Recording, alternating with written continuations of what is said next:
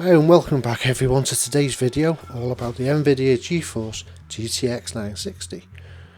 Being released in January of 2012, this particular GPU is the Asus 2GB version and it revolves around the Maxwell 2.0 architecture on the 28nm process. It also uses a 128-bit memory bus. TDP of this card is 120 watts. So let's have a look at how well this card performs using my normal suite of benchmarks and games. First benchmark up is Unigine Heaven. At the Ultra preset, running 1080p, we see the average FPS at 31, with a 1% low of 19. Turning the settings down to the lowest, we see a huge 416% uplift in FPS, with this coming in at 160. We also see a 1% low of 19. When we turn the resolution down to 720p and the settings back up to Ultra, we see the average FPS is 60, which in turn is a 94% increase over the higher resolution frame rate at the higher settings, but the 1% lows are still at 18 FPS. On the lower setting, the average is 229, which is a 43% increase over the higher resolution at the same setting, and the 1% low, again, is 19 FPS.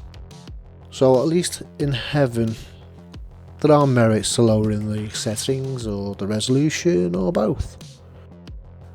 Next up is Unigine Valley.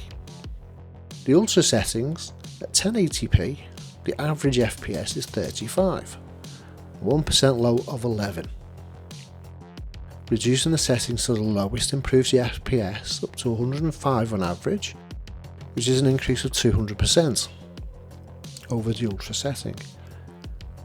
With the 1% lows at 11 FPS, same as the Ultra setting again. Going to 720p with the Ultra preset sees the average FPS at 66, an 89% improvement over the same settings at a higher resolution. The 1% lows remain frustratingly low at 11 FPS once more. Lowering the settings down to the minimum sees an average FPS of 112, a 7% increase over the higher resolution at the lower settings. The 1% low is 12 FPS, which, as I've mentioned before in previous videos, these two benchmarks that we've just seen have issues with the 1% low. I'd say it was my setup, but as you will see, coming up, normalish 1% lows. So, Unigine Superposition at 1080p with a high and medium setting, we see a result of 29 on average, with 1% lows to 24. Reducing the settings to the lowest sees a 55% increase in average FPS coming in at 65, and the 1% lows increasing by 108% to 50. Reducing the screen size down to 720 at high medium settings, we see an average FPS of 46, an increase of 59% over the 1080p score at the same setting, with a 1% low of 36, again an increase of 50%. And finally, reducing the settings down to the lowest scores an average FPS of 87, an increase of 89% over the higher resolution, and the 1% lows come in at 68 FPS, an increase of 89%.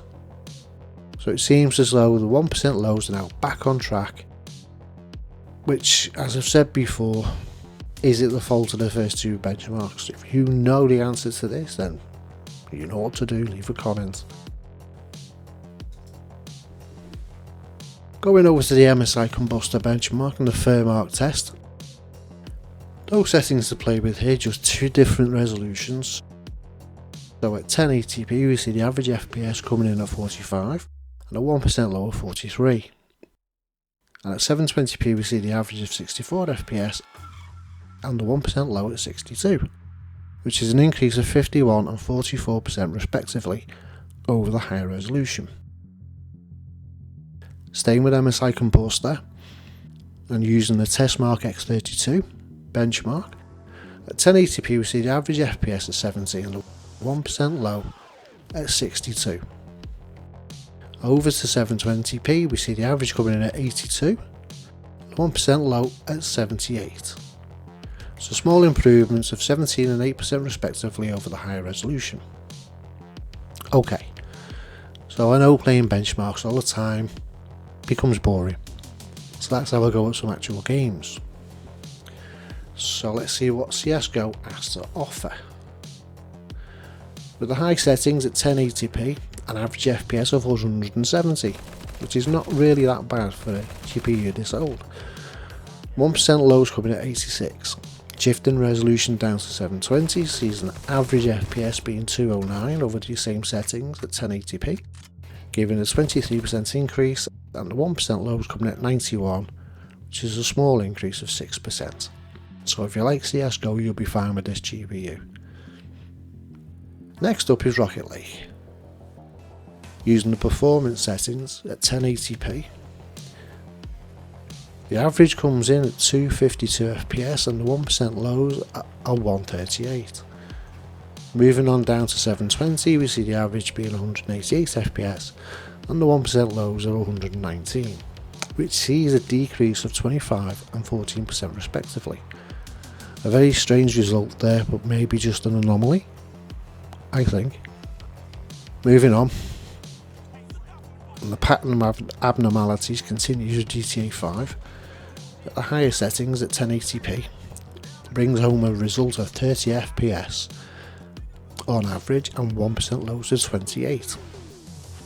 But the reducing the resolution to 720 sees no difference, with an average FPS of 30 and the 1% lows being 27. Okay, so it's not an anomaly. It was my fault again. I didn't check to see if VSync was off, and it wasn't, and it was at half, and I didn't spot the mistake until the card had been sold on. So, ho ho. So that was the GTX 960 2GB from Asus. Performed well enough on the esports titles tested here, but struggled a bit when playing a more demanding game. That's only if you're as stupid as me over the VSync issues. But here's the question: if you're on this GPU and want to upgrade, should you? I can't answer this for you, only you can. But if I offered some advice, I would say, given the current climate as of 2021 July, I would stick with this rather than paying way over the top prices, be it new or second hand. I could stand to lose some of the pretty graphics at higher settings in order to get more frames. After all, you don't stop to admire the graphics in the middle of a game when you're getting shot at or you're racing or whatever. So it depends on the types of games you want to play. If you want to play the latest AAA games, it ain't going to be this GPU. It's not good enough, it's not powerful enough, there's not enough memory. So all our newer games just won't start, won't even load up. And you will have to slump up the cash for a better solution, or hang on a little bit more, because it seems like, as I say, of July 2021, that with the cryptocurrency market going down, graphics card prices seems to be going down a bit as well, so you never know. Second hand ones might come down as well. Anyway, I really hope you enjoyed this journey back in time to revisit this GPU, and if you did, toss me a like, and if you have any comments or suggestions, then please by all means leave them down below, and consider subscribing if you want to see more videos like this, and I'll see you next time.